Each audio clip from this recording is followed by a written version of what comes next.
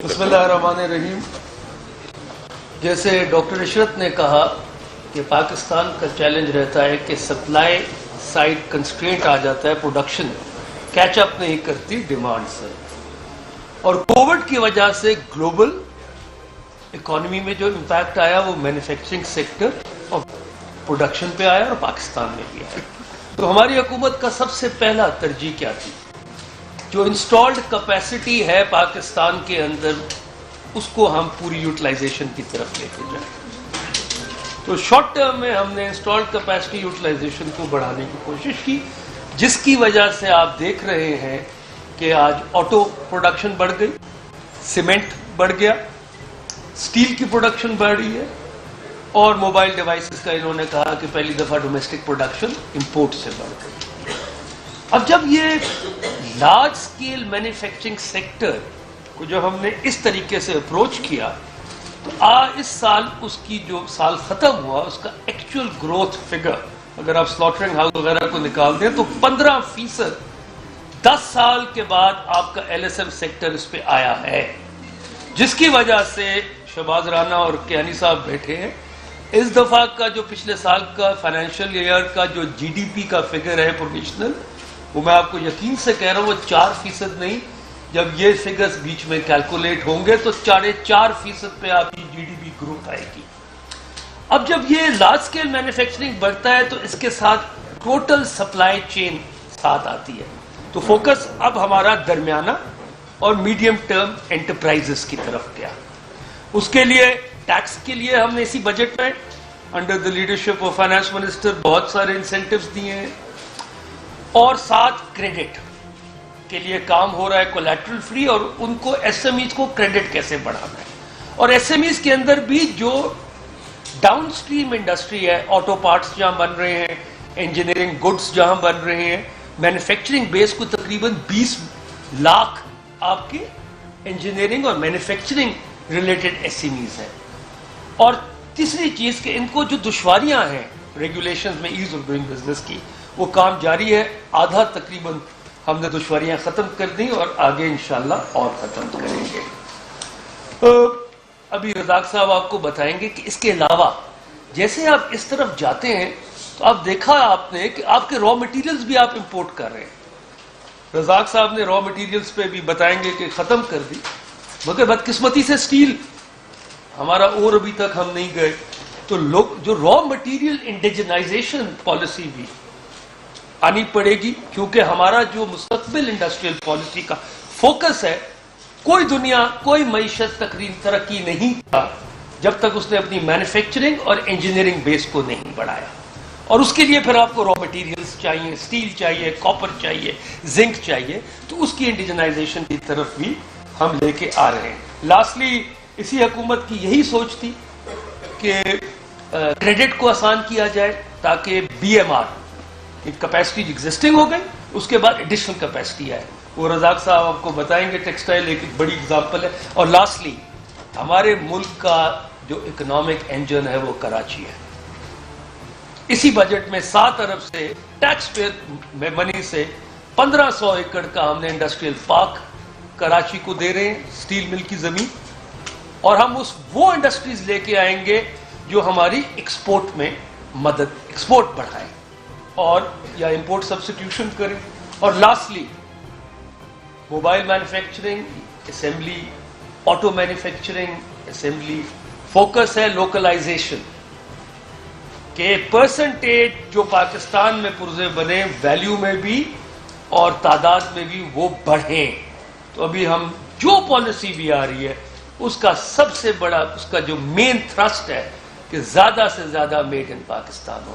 انہی الفاظ کے ساتھ میں محمد علی طبع صاحب سے ریکویسٹ کروں گا جو کو چیئر تھے ہماری انڈسٹریز کمیٹی کے, کہ وہ اس میں کچھ اپنے ایڈ کریں. جیسے خصوصاً آپ کو بتا رہے تھے کہ پچھلے اگر ہم 10-15 سال کی پاکستان کی ہسٹری دیکھیں تو جو اپس اینڈ ڈاؤنز ہے وہ ڈاکٹر شاہ صاحب نے بھی آپ کو بہت اچھی طریقے سے بتایا. تو پاکستان کا جو آگے جو روڈ میپ ہے نا, وہ ہمیں ایکسپورٹ بڑھانی ہے, انڈسٹریلائزیشن کے لیے جو پاکستان جو پچھلے 15 سالوں سے ڈی انڈسٹریلائز ہو رہا تھا، آئی تھنک اس گورنمنٹ کے آنے کے بعد جو پالیسیز آئی ہیں جس سے خصوص صاحب نے بھی آپ کو بتایا، اس سے دوبارہ سے جو ہے نا مینوفیکچرنگ ایک انٹرسٹ کریٹ ہو رہا ہے اور نئے لوگ آ رہے ہیں انڈسٹری لگانے کے لیے اور ڈیمانڈ جو ہے وہ آگے جس طریقے سے بڑھ رہی ہے، جس طرح آپ کی انکم بڑھے گی، جس طرح آپ کی GDP بڑھے گی، جس طرح ڈاکٹر اشرت نے آپ کو بتایا کہ آپ کی انکم لیول بڑھے گی، لوگوں کی ضروریات بڑھے گی. اور اس مرتبہ جو گورنمنٹ کی پالیسی کے ان ضروریات کو آپ امپورٹ کے بجائے لوکل مینوفیکچرنگ سے پورا کریں تاکہ آپ کی سسٹینیبل گروتھ بھی ہو. ہم 4% گروتھ کرتے تھے، دوبارہ سے نیچے آئے تھے، پھر چلے جاتے تھے، نیچے آ جاتے.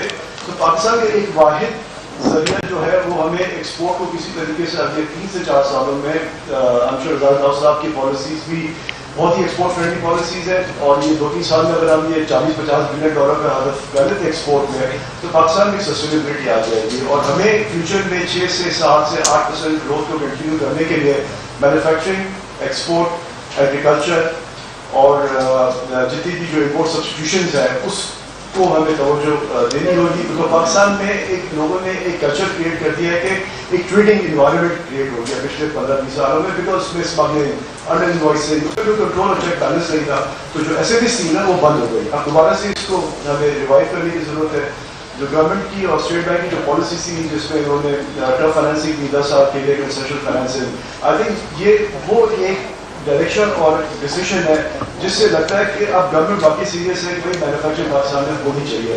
220 ملین کے پاپولیشن کے ساتھ اگر ہم سارا اپنا ریلائنس امپورٹ پہ کر دیں گے نہ جابس کریٹ ہوگی آدمی یہاں پہ اور ہر مرتبہ ہم یہ بوم اور بس کی سائیکل سے گزرتے ہیں کبھی بھی اسٹیبلٹی نہیں آئے گی. تو اگر پڑوسی ملک اور باقی جتنے جو ایشیا کے جو ملک ہیں جنہوں نے گروتھ کی ہے ان کا جو پرائمری ریزن ہے وہ ایکسپورٹ لیس گروتھ ہے اور ہمیں بھی اپنی ایکسپورٹ کو خود توجہ دینی ہوگی. آئی تھنک جتنی جو ٹریڈیشنل ایکسپورٹس ہیں وہ تو ڈیفینیٹلی انشاءاللہ گرو کریں گے اور ڈبل ڈیجٹ میں گرو کریں گے. اور ایون جو گورنمنٹ کا جو ایسٹیمیٹ ہے وہ کافی کنزرویٹو ایسٹیمیٹ ہے. مجھے امید ہے کہ اس سال جو گروتھ ہے وہ بہت بہتر آئے گی. اور اس کے علاوہ آج سے 10 سیکٹرز ہم EAC میں آئیڈینٹیفائی کیے کہ جو ہمیں اگلے 2-3 سالوں میں اس کو $1 بلین میں لے کے جانا ہے تاکہ یہ سی فوڈ ایکسپورٹ ہے. IT میں انشاءاللہ ڈبل ڈیجٹ گروتھ ہو رہی ہے. موبائل فون کی ایکسپورٹ انشاءاللہ شروع ہو جائے گی. اسی طریقے سے 6-7 اور سیکٹرز ہم آئیڈینٹیفائی کیے کہ ہمیں $1 بلین جو ہے وہ ہر ایک سیکٹر سے ملے تاکہ ہمارا جو ایکسپورٹ باسکٹ ہے وہ بھی ڈائیورسفائی ہو جائے اور جو 50 بلین کے جو ٹارگیٹ سیٹ کرنا چاہتے ہیں وہ ایزیلی جو ہے وہ اچیو ہو جائے. جو EAC نے جو کام کیا ہے اور جو ریکمنڈیشن دی ہے مجھے بڑی خوشی سے آپ کو بتانا چاہتا ہوں کہ اس میں بہت ساری ریکمنڈیشنز گورنمنٹ نے اسی بجٹ میں ایکسیپٹ کر دی ہیں اور جو تھوڑی بہت رہ گئی وہ شعبہ صاحب نے کہا کہ انشاءاللہ اگلے بجٹ میں وہ اس کو پورا کر دیں گے. تو یہ ساری جو فیلنگ ہے اور جو انوائرمنٹ ہے وہ سارا ایک بزنس فرینڈلی انوائرمنٹ ہے. بڑے ٹائم بعد اور بڑے سالوں بعد میں نے دیکھا ہے کہ ایک وہ گورنمنٹ آئی ہے جو واقعی میں بزنس کو ٹھیک کرنا چاہتی ہے، بزنس مین کو ہیلپ کرنا چاہتی ہے تاکہ ہم اپنے پیروں پر کھڑے ہو جائیں. یہ ہم ہر مرتبہ جو سڑک بنانی ہے یا کام کرانا ورلڈ بینک کے پاس اور ایشین ڈیولپمنٹ بینک کے پاس جا کے کھڑے ہو جاتے ہیں.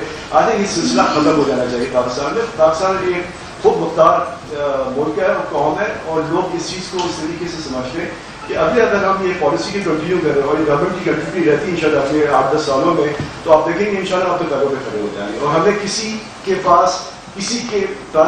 مدد کے لیے جانے کی ضرورت نہیں پڑے گی. انشاءاللہ ہم خود ہی ریونیو جنریٹ کریں گے، فارن ایکسچینج ارننگ ہم جنریٹ کریں گے جس سے جتنے بھی جو ہمارے ملک کی اپنی ریکوائرمنٹس ہم خود پورا کر سکیں. تھینک یو مجتبیٰ صاحب.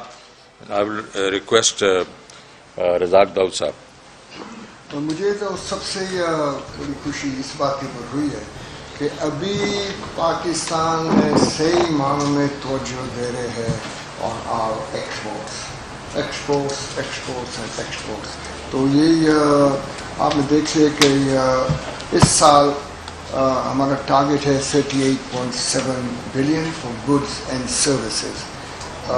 گڈس was 38.7 اور گڈس کا ہے صرف گڈس کا 31.2 اور سروسز کا 7.5. گڈس کے جولائی کے فگرز آ گئے ہیں اور الحمدللہ we are on top. Services آ جائیں گے تو وہ تھوڑا سا لیگ ہوتا ہے.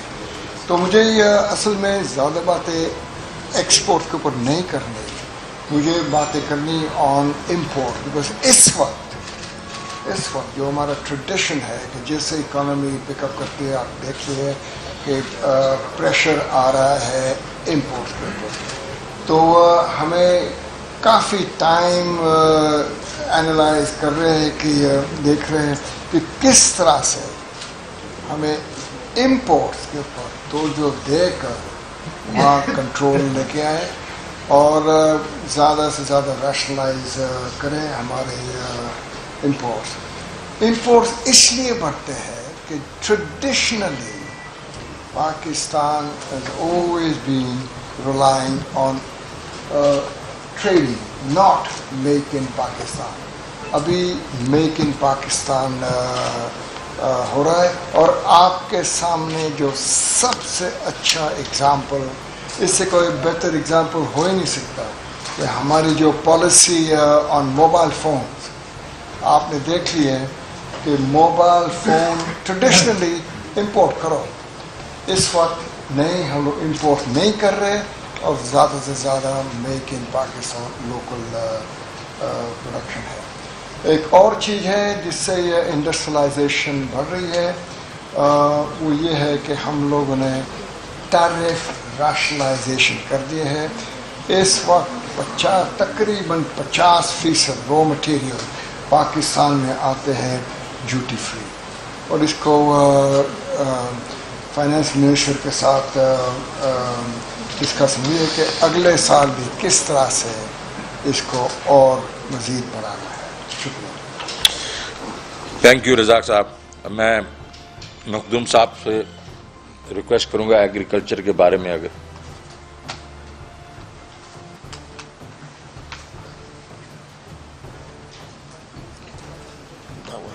Very good very good.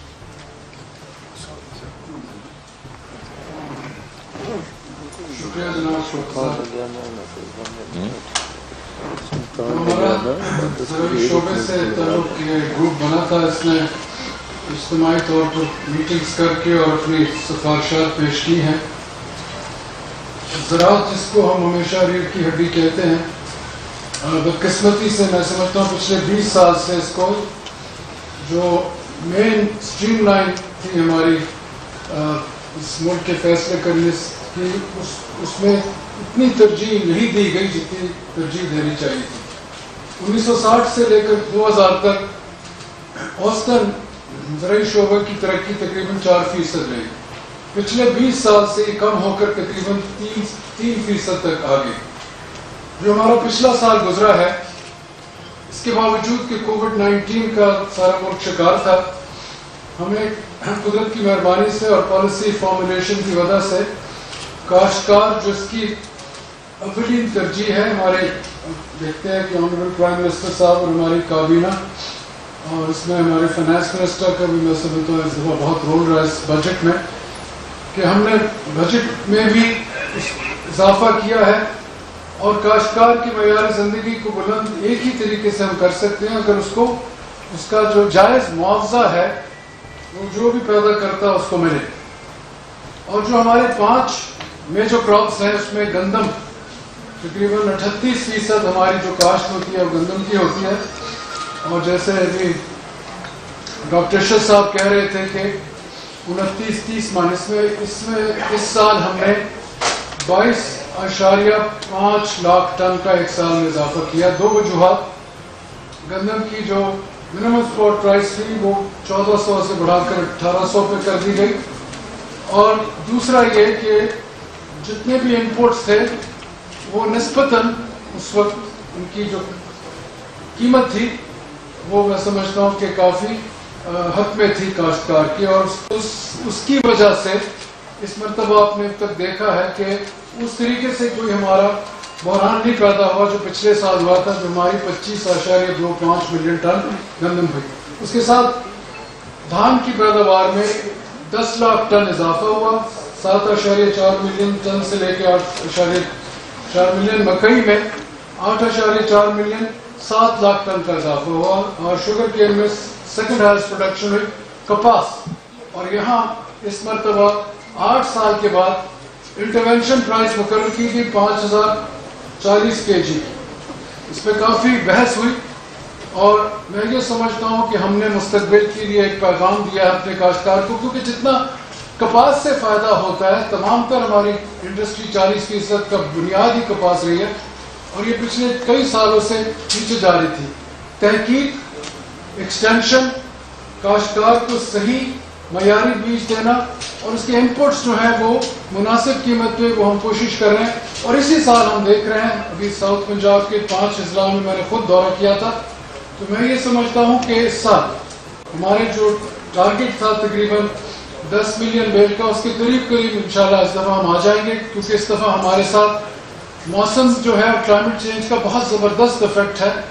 پچھلے سال ہمیں اس کے کچھ کراپس میں ہمیں ڈیمیج ہوا تھا، خاص طور پہ سندھ کی ہماری نصف ہو گئی تھی پیداوار کپاس کی۔ اس سال ہم سمجھ رہے ہیں کہ پچھلے سال سے کافی زیادہ ہماری ہوگی اور اس کا ڈائریکٹ امپیکٹ ہوگا، کیونکہ 1 ملین بیل جو ہوتی ہے اگر جب امپورٹ کرتے ہیں اس کا $250 ملین کا فرق پڑتا ہے۔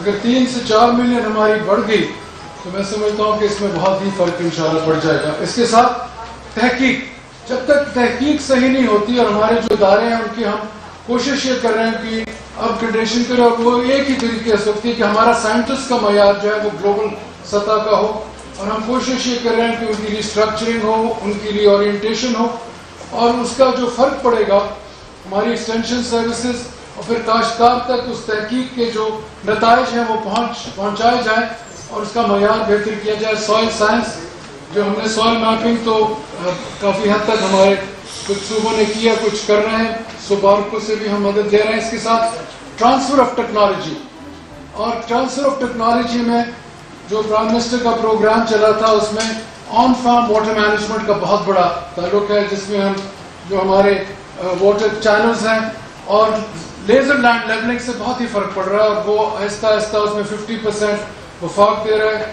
اور صوبہ اس میں حصہ دے رہا ہے اپنا۔ پر ہماری کوشش ہے کہ کریڈٹ ہم اتنا مہیا کریں، اس پہ بھی بات انڈسٹری بھی کر رہی تھی، پر ہمارا یہ خیال ہے، اور اس میں فائنانس منسٹر صاحب نے جو کامیاب جوان پروگرام میں 1.5 lakh 3 lakh interest free loans رکھے ہیں، کریڈٹ جب وہ کاشتکار تک پہنچیں گے میرے خیال میں بہت ہی اس کا فرق نظر آئے گا آپ کو۔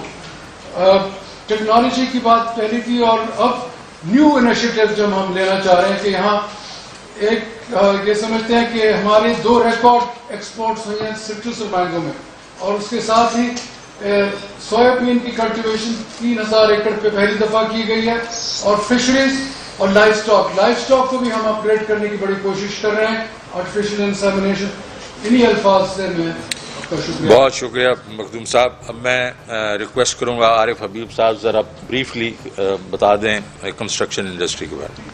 سب سے پہلے تو میں شوکت طریق صاحب کو اپریشیٹ کروں گا کہ وہ جو اسٹیٹمنٹ دیتے تھے کہ ہماری پالیسی جو ہے وہ انکلوسیو پالیسی ہے، آئی تھنک اس کو انہوں نے ثابت کیا، اور ای اے سی میں انہوں نے نہ صرف یہ ہے کہ سارے منسٹرز تھے، پرائیویٹ سیکٹر سے جو ہے وہ لوگ تھے، اکنامسٹ جو ہے انہوں نے شامل کیا، اور انہوں نے بہت ہی تفصیل سے جو ہے مختلف پالیسیز کو جو ہے وہ ڈسکس کر کے اور پھر اپنی ریکمنڈیشنز کی، اور ان ریکمنڈیشن کو سبسٹینشلی جو جائز ریکمنڈیشنز تھی ان کو سبسٹینشلی جو ہے وہ بجٹ میں شامل کیا۔ کچھ چیزیں جو ہے وہ باقی ہیں، آئی ہوپ کہ اس کو بھی جو ہے وہ ان کی کنسیڈریشن میں ہے، وہ آئندہ جو ہے جب بھی اپروپریٹ ٹائم پہ اس کو۔ اور سب سے بڑی بات یہ ہے کہ اس بات کا انکلوسیونیس کا یاد ضرور ہے کہ ہمیں بڑا پلیزنٹ سرپرائز ہوا کہ یہ آج منسٹر کے ساتھ ہم کو بٹھا کے جو ہے وہ یہ پریزنٹیشن کر رہے ہیں، تو اس میں اور پھر اس کے بعد ان تمام اسٹیک ہولڈرز کو شامل کرنا، اور پھر آپ کے تھرو جو ہے وہ تمام لوگوں کے ساتھ، عوام کے ساتھ جو ہے وہ یہ ساری پالیسیز کو کرنا، آئی تھنک اس کے مجھے لگتا ہے بہت اچھے انشاءاللہ ہم نتائج دیکھیں گے، اس میں ڈسکشن ہوگا میڈیا میں، اور پھر اس سے اور اچھی چیزیں جو ہے ایمرج ہوں گی۔ جو میری جو ذمہ داری تھی وہ کنسٹرکشن اینڈ ہاؤسنگ کے سلسلے میں تھی، اور اس کی اہمیت جو ہے وہ حکومت نے جانتے ہوئے 1 سال سے زیادہ سے جو ہے وہ کنسٹرکشن پیکیج کی صورت میں اور اس کی کنٹینیوس مانیٹرنگ کی صورت میں جو ہے وہ چیز جو ہے وہ ہم نے دیکھا کہ اس کی امپلیمنٹیشن کو بھی جو ہے وہ مانیٹر کیا جا رہا، اور اس کے اچھے نتائج یہ تھے کہ ہم نے دیکھا کنسٹرکشن مٹیریل بشمول سیمنٹ، اسٹیل، جو ہے اس میں ہم نے ایک امپریسو جو ہے وہ گروتھ دیکھی. کنسٹرکشن فائنانس کی اویلیبلٹی کو جو ہے وہ بڑھایا گیا. اس میں ہم نے دیکھا کہ جو ہے وہ 150 بلین سے زیادہ کی جو ہے وہ کنسٹرکشن فائنانسنگ آلریڈی جو ہے وہ ڈسبرس کی جا چکی ہے. اسی طرح چھوٹے لوگوں کے لیے لو کاسٹ ہاؤسنگ کے لیے جو ہے وہ مورگیج فائنانسنگ اور عام لوگوں کے لیے مورگیج فائنانسنگ پالیسیز کا جو ہے اجرا ہونے کے بعد کوئی 150 ارب سے زیادہ کی جو ہے وہ چھوٹے گھروں کے لیے اپلیکیشن جو ہیں وہ آلریڈی وصول ہو چکی ہیں, جس میں سے 50 ارب سے زیادہ جو ہے بینکوں نے جو ہے وہ اپروو کر دی ہیں اینڈ اس کی ڈسبرسمنٹ جو ہے وہ تیزی سے ہوگی. مجھے لگتا ہے کہ ان پالیسیز کے ذریعے جو نہ صرف یہ ہے کہ ہاؤسز کی اویلیبلٹی جو ہے وہ کو انشور کیا جائے گا. آپ سب کو پتہ ہے کہ 1 کروڑ سے زیادہ گھر کی جو ہے وہ شارٹیج ہے پاکستان میں. ہر سال 7-8 لاکھ گھر جو ہے کی شارٹیج بڑھتی ہے. اس سے نہ صرف یہ ہے کہ گھر کی شارٹیج کو جو ہے وہ ایڈریس کرنے کا جو ہے وہ اس کے ذریعے جو ہے یہ آبجیکٹو حاصل ہوگا, بلکہ اس میں امپلائمنٹ جنریشن کے لیے بھی اور انڈسٹری کی ایکٹیویٹی بڑھانے کے لیے بھی جو ہے یہ مددگار ثابت ہوگا. تو EAC نے اکنامک ایڈوائزری کونسل نے اس بات کو جو ہے کی خواہش ظاہر کی کہ ایک تو یہ پالیسی کے جو پازیٹیو نتائج ہیں وہ سسٹینیبل ہونے چاہیے اور اس کے لیے جو ہے وہ اقدامات کو آپ ریکمینڈ کریں. دوسری یہ ہے کہ کنسٹرکشن جو ہے ہمارے ملک کے اندر جو ہے وہ آف دا بک جو ہے وہ زیادہ جو ہے ایکٹیویٹی رہتی ہے. اس کی ڈاکیومنٹیشن کو جو ہے وہ انشور کیا جائے اور زیادہ سے زیادہ اس کو فیسیلیٹیٹ کیا جائے تاکہ اس کی جو ریسورسز پر اور خاص طور پہ اس کی جو گھروں کی پرچیز کے لیے, گھروں کی آفیسز کی دکان کی پرچیزز کے لیے جو ہے وہ لوگوں کو وسائل حاصل ہو سکے. اور آپ کو یہ پتہ ہے کہ پاکستان میں جو ہے انٹرسٹ ریٹ سے زیادہ جو ہے اپریسیشن جو ہے وہ ریئل اسٹیٹ میں رہتی ہے. تو اگر آپ بورو کر کے خاص کر چھوٹے لوگ جو ہیں ان کو جو ہے کنسیشنل ریٹ پر جو ہے وہ یہ فائنانس اویلیبل کرنا 3%, 5% اور 7% اور اپ فرنٹ سبسڈی جو ہے وہ 3 لاکھ روپے کی اویلیبل کرنا, مجھے لگتا ہے کہ جو یہ اچھے نتائج ہم نے دیکھے ہیں آئندہ دنوں میں مزید جو ہے وہ اچھے ریزلٹس اس کے مجھے پائپ لائن میں نظر آتے ہیں اور انشاءاللہ میں سمجھتا ہوں کہ اسی طرح ہم یہ جو آبجیکٹو ہے اکنامک پراسپیرٹی کا جو ہے وہ حاصل کر سکتے ہیں. تھینک یو عارف بھائی. سلیم بھائی, اگر آپ فائنینشیل سیکٹر پہ کچھ کہہ سکیں. شکریہ جی. ہمارا group was looking after ways of increasing our financial sector's capacity to support high growth اور طریقے جس کے ذریعے سے گورنمنٹ کی ڈیٹ ہم بہتر ڈسٹریبیوٹ کر سکیں, جس وقت کانسنٹریٹڈ ہے بینکس پر, اور اس کو ایک ایفیشینٹ طریقے سے ڈسٹریبیوٹ کر سکیں تاکہ یہ بینکس مارکیٹ کی ضروریات کے لیے کمپلیمنٹری بن جائے, ڈسرپٹیو اور کنفلکٹیو نہ ہو, جو کہ اب کبھی کبھار ہو جاتی ہے. اچھا, تو اگر ہماری سسٹینیبل گروتھ 6% ہونے والی ہے تو بالکل ظاہر ہے کہ ہمیں کوئی 24% ٹی ڈی پی انویسٹ کرنا پڑے گا نسبتاً 14-15 جو کہ آج ہے. اچھا, اس چیلنج کے لیے ہمارے فائنینشیل سیکٹر کو کافی کنسیڈریبل ری انفورسمنٹ چاہیے. ایک تو بہت چھوٹا ہے ہمارا فائنینشیل سیکٹر, ڈپازٹس ہمارے ہیں 33% ٹی ڈی پی, یہ دنیا کے اسٹینڈرڈ سے بہت کم ہے اور ایون بائی ریجنل اسٹینڈرڈس یہ بہت کم ہے. Government takes up the majority of banks loanable assets, 55% banks کے پاس چلے جاتے ہیں, 45 رہتے ہیں پوری مارکیٹ کریڈٹ کے لیے. اس میں سے 1/2 صرف جاتا ہے ایس ایم ایز اور ایگریکلچر کو, تو 45% 90% بڑی کمپنیز رہ جاتی ہیں. تیسرا 42% ہمارا کیش ٹو ڈپازٹس ریشو ہے. یہ دنیا میں کوئی ملک آپ تلاش کر لیجیے اگر 20% سے زیادہ کہیں مل جائے, اٹ بی ویری انیوژل, تو بہت زیادہ ہے. تو ان تینوں چیزوں کو ہم کو ٹیکل کرنا ہے. اگر ہم کر لیں تو ایک چیز بالکل ایشورنس دینا چاہتا ہوں کہ ہمارے یہاں پیسہ ہے, موبلائز بھی یہ ٹھیک سے, ہمارے یہاں بہت ساری قابلیتیں ہیں جو کہ ہم نے خود انلیش نہیں کی مارکیٹ فورسز کے ذریعے سے. اور اگر جو اقدامات ہم لوگ لے رہے ہیں اور ابھی امپلیمنٹ ہونا شروع ہے, اگر وہ ہو جائیں, مومنٹم پا جائیں اگلی 2-2.5 سال میں, جو جس کی امید ہے, تو ہمارا جو اس وقت 9 ٹریلین کا پورا پرائیویٹ پورا مارکیٹ کریڈٹ ہے یہ ڈبل ہو سکتا ہے. बहरहाल अब इन चीज़ों को मैं सरसरी तौर पर हेडलाइन तौर पर इनका जिक्र कर दूंगा कि आप चाहें तो किसी और वक्त इनका डिटेल में मुझसे बात कर लें। ये गवर्नमेंट सिक्योरिटीज़ की डिस्ट्रीब्यूशन को ब्रॉडन करना, सबसे पहले प्राइमरी डीलर्स का नंबर्स बढ़ाना हो गया है। प्राइमरी डीलर्स को बिड करवाना, ना सिर्फ वॉल्यूम के लिए मगर मेजॉरिटीज़ के लिए कि वो कंसिस्टेंटली उनकी बिड ट्रेजरी बिल्स की भी हो और पीआईबीज की भी हो और पीआईबीज मेजॉरिटी वाइज एक app banana for private investors so that they can buy cell and trade government securities, जिसके स्टेट बैंक काम कर रही है, इंशाल्लाह जल्दी बन जाएगा। इंटरनेशनल डिस्ट्रीब्यूशन बढ़ाना हमारी गवर्नमेंट सिक्योरिटीज का, ना सिर्फ नॉन एनआरपी, ना सिर्फ नॉन रेजिडेंट पाकिस्तानी, आप देख रहे हैं कि रोशन के जरिए से काफी इन्वेस्टमेंट आ गया पाकिस्तान के सर्टिफिकेट्स में एनआरपी से, मगर हम बात कर रहे हैं इस वक्त इंटरनेशनल इंस्टीट्यूशनल इन्वेस्टर। अगर उसको हम लाने वाले हैं हमारी अपनी सिक्योरिटीज में तो हमको इंटरनेशनल क्लियरिंग सिस्टम्स ज्वाइन करना होगा। यूरोप एक है और जो सबसे पॉपुलर है, और फिर हम किसी बड़े इमर्जिंग मार्केट फंड का हिस्सा बनना पड़ेगा और उसमें जेपी मॉर्गन सबसे मुनासिब होगा। और ये दोनों चीज़ें इनिशिएट हो गई हैं और हमें उम्मीद है कि 5-6 महीने में काम कंप्लीट हो जाएगा। सकूक मार्केट को डेवलप करना, गवर्नमेंट को एक प्रॉपर्टी रजिस्टर बनाना है, तैयारी के लिहाज से कि ये हम इस वक्त कर सकते हैं, ये 2 महीने के बाद प्रॉपर्टी या कोई एसेट जो कि कैश जनरेटिंग हो, क्योंकि इस वक्त सकूक का स्लो डाउन, सकूक डोमेस्टिक और बाहर गल्फ मार्केट में सकूक का स्लो डाउन हो जाता है क्योंकि गवर्नमेंट के एसेट तैयारी की शक्ल में यदि prepare to put to the market तो शेप में नहीं होते, तो वक्त लग जाते हैं। बहरहाल तो अगर रजिस्टर बन जाए उससे बहुत फायदा होगा।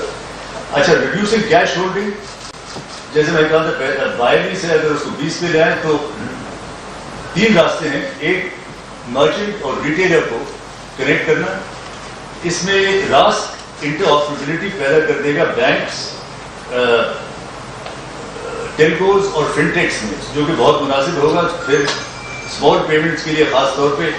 अब मर्चेंट्स को इसमें इंटीग्रेट करना सबसे तेज तरीका और सबसे सस्ता तरीका है QR कोड्स, और स्टेट बैंक काम कर रहा है बैंक्स के साथ मिलकर इस वक्त एक यूनिवर्सल QR कोड बनाने का। जैसे वीजा है कि आप कोई सा भी कार्ड इस्तेमाल कर लें किसी बैंक का, मगर वीजा का एक कॉमन सिस्टम है, तो वो सोच रहे हैं एक कॉमन QR कोड हो जो सब बैंक जिसके साथ लिंक हो सके। बैंक्स पूरी तरह से कन्विंस नहीं, बातें हो रही, मगर उम्मीद है ये जल्द हो जाएगा। ये QR कोड अगर हो गया तो you can buy bar soap, packet of cigarettes, whatever you want. Small payments बहुत कन्वीनियंट है और हमें उम्मीद है इसकी वजह से लोग कैश की जगह प्रेफर करेंगे वॉलेट पे, इलेक्ट्रॉनिक वॉलेट पे पैसा होल्ड करना, क्योंकि खर्चे के लिहाज से इट एज कन्वीनियंट। मर्चेंट्स की नंबर से बढ़ना इस वक्त 60-62 है, हमको चाहिए होंगे 3 लाख 4 लाख, मगर ये चीज़ें, ये रास की जो इंटरऑपरेबिलिटी और ये QR कोड के साथ मेरा ख्याल बहुत इम्प्रूवमेंट पैदा होगा। आखिर में हमको ये जो ड्यूटीज, टैक्सेस और फीस और लेवीज हैं, ये पूरी इसकी चेन में, ये डिजिटाइजेशन की चेन में, we have to reconsider them and consider making them lighter, क्योंकि both on the equipments and on the transactions जो लेवी होती हैं। और उसकी वजह ये है कि अगर आपके डिजिटल खर्चा, डिजिटल यूज कैश से बहुत ज़्यादा एक्सपेंसिव हो गया तो काउंटर प्रोडक्टिव होगा, इस्तेमाल ही नहीं होगा। अच्छा, दूसरा बहुत अहम विषय है गवर्नमेंट को ये पेमेंट्स और आपका बंदा डायरेक्ट करेगा को डिजिटाइज करना। यहाँ तैयार है, मगर गवर्नमेंट इस वक्त कंट्रोलर जनरल अकाउंट्स और AGPR तैयार कर रहे हैं इंटरफेस API जो कि रात से कनेक्ट होगा, और जैसे ही वो हो गया तो ये मुमकिन हो जाएगा। अच्छा, आखिर में मैं छोड़ देता हूँ, 3-4 चीज़ें हैं, मगर ये सप्लाई चेन्स की जो डिजिटाइजेशन की बात हुई है, ये 3-4 तरीके से हो सकता है। एक तो स्टेट बैंक लाइसेंस दे रहा है प्योर डिजिटल बैंक्स को, ये लाइसेंस ऑफर हुआ है और काफी इंटरेस्ट शो हुआ है। अभी तक एप्लीकेशन आए और ये होगा प्योरली डिजिटल, इसमें आपको ब्रांचेस नहीं होंगी, सब कुछ आपके कंप्यूटर पे, आपके फोन पे बैंक काम करेगा। फिर ये जो पूरी मार्केट रिसीवेबल्स जो हैं, जो कि बैंकिंग सेक्टर के जरिए से नहीं पर नई फाइनेंस होती है, इनफॉर्मल मार्केट से फाइनेंस होती है और मैं बात कर रहा हूँ मैन्युफैक्चरिंग, FMCG जो मैन्युफैक्चर करते हैं गुड्स, उनके डिस्ट्रीब्यूटर, सब डिस्ट्रीब्यूटर, रिटेलर और बायर, इस चेन में जो क्रेडिट पड़ा हुआ है वो एक अंदाजे के मुताबिक हमारे फॉर्मल क्रेडिट का 1/3 हिस्सा है, 1/3। तो इसको इस पूरी चेन की डॉक्यूमेंटेशन बड़ी तेजी से बढ़ रही है और ये फिनटेक्स कर रहे हैं क्योंकि जो पार्टिसिपेंट्स हैं वो अपने रिकॉर्ड्स के लिए चाहिए। जब ये एक दफा ये इंफॉर्मेशन आ जाए तो हम फिर लोगों का क्रेडिट हिस्ट्री निकाल सकते हैं और वो फिर लोग क्रेडिट हिस्ट्री निकल आए तो you can rate these borrowers and you can offer them finance from the market. India में ऐसे 30-35 कंपनीज बन गई जो ये सप्लाई चेन इस तरह की रिसीवेबल डिस्काउंटिंग कर रही और इस पर भी हमारा काम हो रहा है। एक दो चीजें रह जाती हैं मगर जैसे रहेगा इंशाल्लाह किसी और वक्त। Thank you very much Salim. अच्छा जी, अब क्योंकि एक और भी मेरे ख्याल में प्रेस कॉन्फ्रेंस हो रही है तो इसलिए मैं चाहूँगा कि हम चंद सवालात लेंगे और आप प्लीज़ डायरेक्ट करें जो भी जहाँ से आप लें। जी जी देखें, आप देखें सर आराम से जी जी जी जी।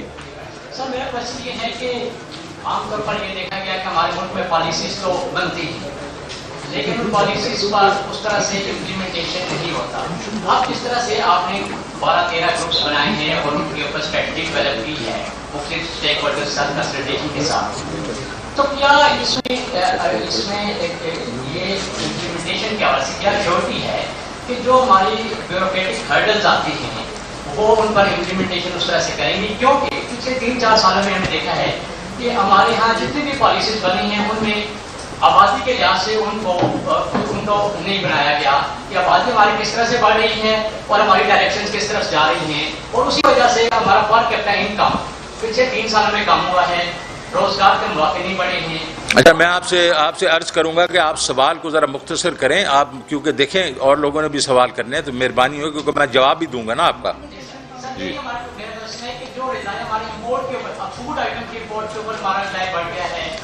और ये कैसे यानी कि जो आपके स्ट्रेटजी थे किस तरह से इनके ऊपर चलें। ओके, बड़ी मेहरबानी सर। आपका जो सवाल ओरिजिनल था वो ये था कि हम पॉलिसीज़ बनाते रहते हैं, उसकी इम्प्लीमेंटेशन जो है वो होती है नहीं होती और फिर उसके असरात जो इकॉनमी पे होते हैं वो बड़े पैची होते हैं। तो ये बेसिकली मैंने मुख्तसर आपका सवाल को रीवर्ड कर दिया। देखिए जी, पहली बात तो ये है कि हम ये पहली दफ़ा प्लान बना रहे हैं जो इंक्लूसिव है। इसका मतलब सारे स्टेक होल्डर्स जो हैं वो मिल के उन्होंने प्लान बनाया। जो अगर एग्रीकल्चर है तो एग्रीकल्चर में फार्मर्स भी उसमें थे, उसके बीच में जो फर्टिलाइजर कंपनियां भी थीं वगैरह वगैरह, तो बड़ा लार्ज ग्रुप बन के उन्होंने स्टेक होल्डर्स ने बनाया। जब स्टेक होल्डर्स बनाते हैं इसका मतलब वो प्लान रेलिवेंट होता है, तो वो रेलिवेंट जब प्लान होता है तो उसकी इम्प्लीमेंटेशन ज़्यादा बेहतर होती है। दूसरी चीज़ ये हर महीने इन लोगों को खड़ा होना पड़ेगा। अभी मखदूम साहब जो हैं इनको हर महीने खड़े अपनी टीम के साथ खड़ा होना पड़ेगा। किसके सामने? प्राइम मिनिस्टर के सामने, कि ये जनाब हमने प्लान में कहा था और ये हमने किया और ये नहीं किया।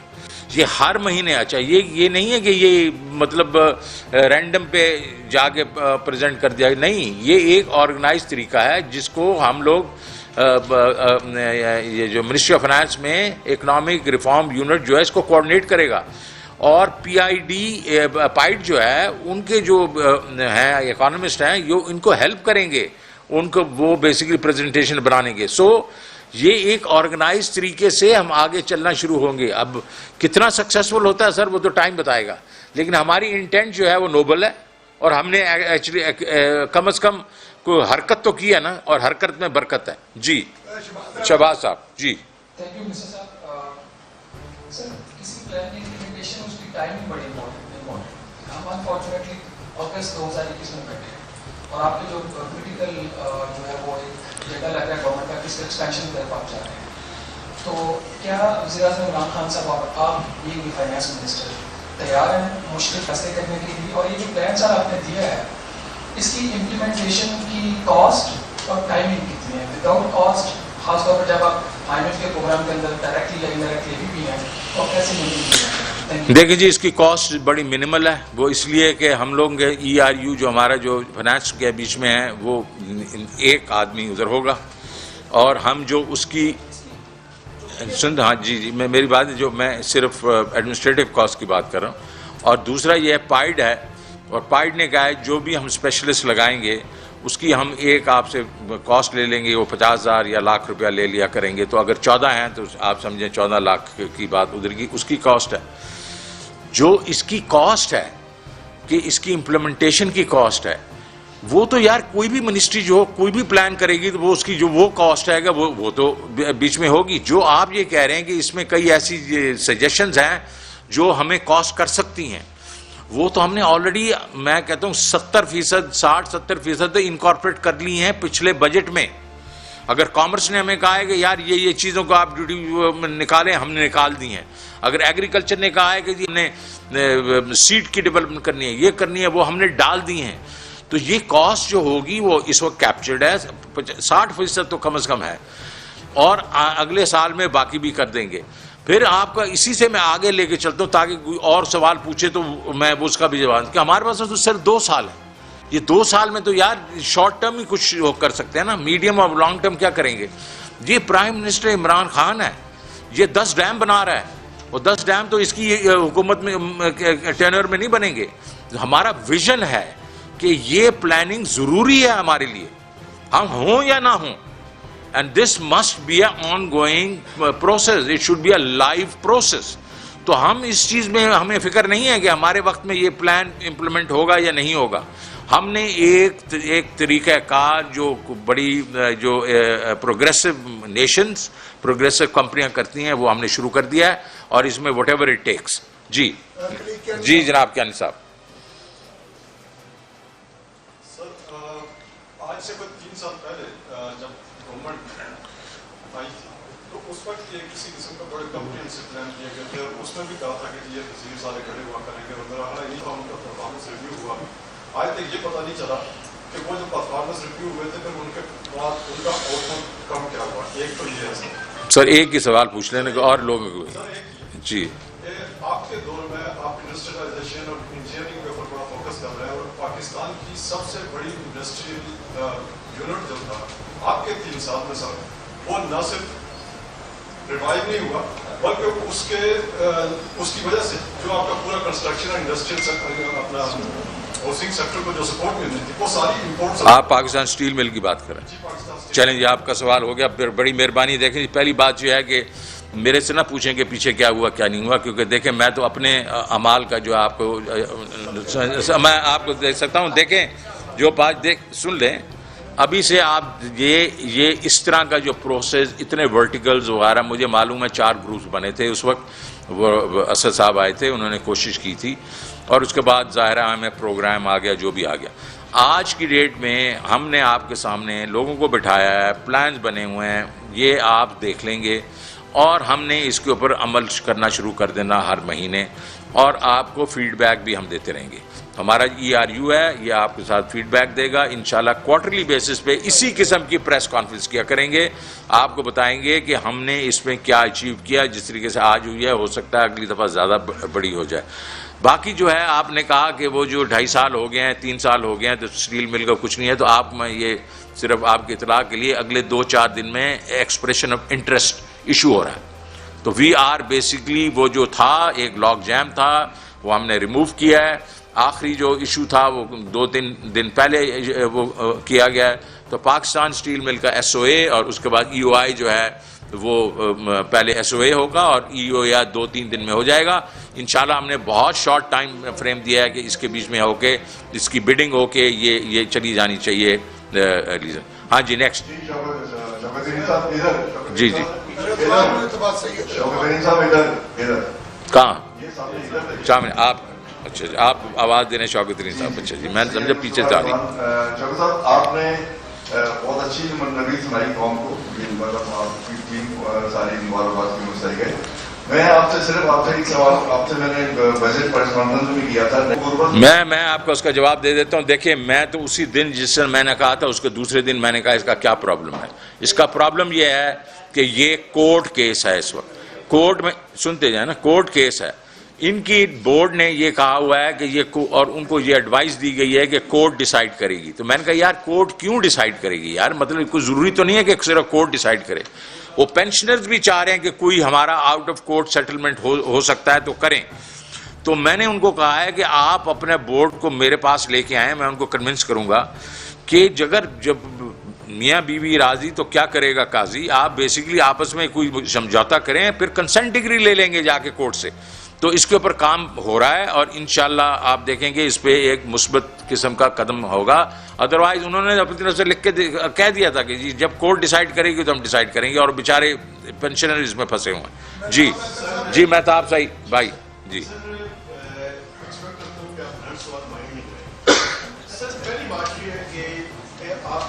میں نے کبھی بلنٹ سوال پہلے مائنڈ کیا ہے نہیں کیا, چلیں آپ نے کبھی بھی نہیں کیا جی. سر میرا سوال یہ ہے کہ آپ آئی ایم ایف کے پروگرام کر رہے ہیں جی, کیا حکومت طے کر چکی ہے کہ ہم نے آئی ایم ایف پروگرام سے کوئٹ کرنا ہے؟ اور دوسرا یہ کہ آپ اتنی ایمبیشیس باتیں کر رہے ہیں اور پرائیویٹ سیکٹر کے لوگ بھی بیٹھے ہوئے ہیں اور ان کی کریڈیبلٹی بھی ایٹ اسٹیک ہو گئی اگر آپ اس میں امپلیمنٹ نہیں کریں گے. آپ چارٹر آف اکانومی کیوں نہیں کرتے تاکہ آئندہ آنے والی جتنی بھی حکومتیں ہیں وہ ساری کی ساری اس بات پہ ہوں کہ ہم اس میں امپلیمنٹ کریں؟ 3 سوال آپ نے پوچھ لیے ہیں. میں آپ کو پہلے سوال اور دوسرے کا جواب دیتا ہوں. چارٹرڈ اکانومی کے بارے میں میری تو رائے یہ ہے کہ جی بالکل ہونا چاہیے, اور اگر یہ اپوزیشن جماعتیں آگے بڑھتی ہیں تو خان صاحب نے کہا ہوا ہے کہ آپ بھی بڑھ کے ان سے بات کریں, پہلی بات. لیکن جو آپ نے پہلا کہا کہ آپ نے آئی ایم ایف پروگرام میں اور اتنی ایمبیشس باتیں کریں, میں نے کل بھی آپ کو بتایا کہ آپ اس سے نکلنے کی کوشش کریں, یہ آپ نے سوال کیا. کل میری رات کو ان سے بات ہوئی ہے, ہماری گفتگو جاری ہے. ہمارا اگلا راؤنڈ جو ہے ڈسکشنز کا وہ اینڈ آف سپٹمبر سے کہیں شروع ہوگا, اور انشاءاللہ وہ ہم آگے لے کے چلیں گے. Very positive discussions yesterday. So ہمارا کوئی ارادہ نہیں ہے آئی ایم ایف پروگرام سے نکلنے کا. انہوں نے ہمیں یہی کہا ہے کہ آپ کہہ رہے تھے کہ ہمارا ایک اور راستہ ہے, اور وہ آپ ہمیں بتائیں گے کہ وہ راستے پہ آپ کہاں پہنچے ہیں, اور انشاءاللہ اس پہ ڈسکشن کریں گے. اور پھر فیس ٹو فیس اکتوبر کے بیچ میں واشنگٹن جاؤں گا, فیس ٹو فیس بیٹھ کے اس پہ ہم وہ مسئلے کا حل کر دیں گے. ہاں جی, آخری ایک سوال جناب.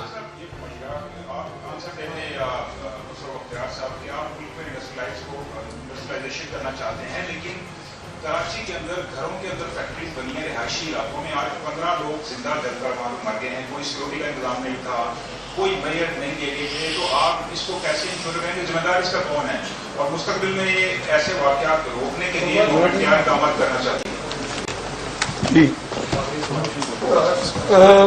ان terms of factory control act کے تحت ان کی سیفٹی میجرز کو پروونشل گورنمنٹس کے لاز کے تحت دیکھنا ہوتا ہے, ان کی ذمہ داری ہے. مگر بدقسمتی سے اوور دا ایئرس اتنے زیادہ ریگولیشنز ہو گئی ہیں, بوائلر لائسنس, فیکٹری لائسنس, کہ یہ بہت بڑی دشواریاں پیدا ہو گئی ہیں ایک آنیسٹ بزنس مین کو کرنے کے لیے. تو یہی ہم کام کر رہے ہیں, اس کو اسٹریم لائن کر رہے ہیں کہ جو غیر ضروری قانون ہیں ان کو بھی ختم کیا جائے, اور جو قانون ہے ان کو, باقی جو ضروری قانون ہے ان کو افیکٹو بنایا جائے. میں نے بھی یہی آپ کو عرض کی کہ کراچی کے اندر جگہ نہیں ہے, اور کراچی جو بھی انڈسٹریل زون یا ایکسپورٹ پروموشن زونز یا اسپیشل اکنامک زونز چلے ہیں دنیا کے اندر, وہ لوکیشن اسپیسیفک ہوتے ہیں کافی زیادہ. چاہے آپ چائنا کی اگزامپل لیں اور جگہوں کی, تو کراچی کے اندر سب سے بڑی ٹریک آف لینڈ جو اس وقت اویلیبل ہے حکومت کے پاس, وہ اسٹیل مل کا تھا, جو بقایا ایکسٹرا زمین ہے, اسی میں سے 1500 ایکڑ دیے ہیں ایک انڈسٹریل پارک بنانے کے لیے, جو اس بجٹ کے اندر آ گیا ہے. اب ہم اس کی آگے کی چیزوں کو ترتیب دے رہے ہیں کہ کون سی انڈسٹری کو اور زمین کو کس قسم کی اقساط یا شرائط کے ساتھ ہم اس پوٹینشیل انویسٹر کو دیں. Thank you. اچھا جی, بہت شکریہ. آپ یوٹیوب پر گوگلی ٹی وی دیکھنے کے لیے youtube.com کی سرچ بار میں گوگلی ٹی وی ٹائپ کریں. گوگلی ٹی وی کے پیج پر سرخ رنگ کے سبسکرپشن والے بٹن پر کلک کرنا نہ بھولیے. یوٹیوب پر اپلوڈ ہونے والی ویڈیو سے باخبر رہنے کے لیے بیل آئیکن پر کلک کیجیے. آپ کو ہر نئی آنے والی ویڈیو کے بارے میں نوٹیفیکیشن موصول ہو جائے گا.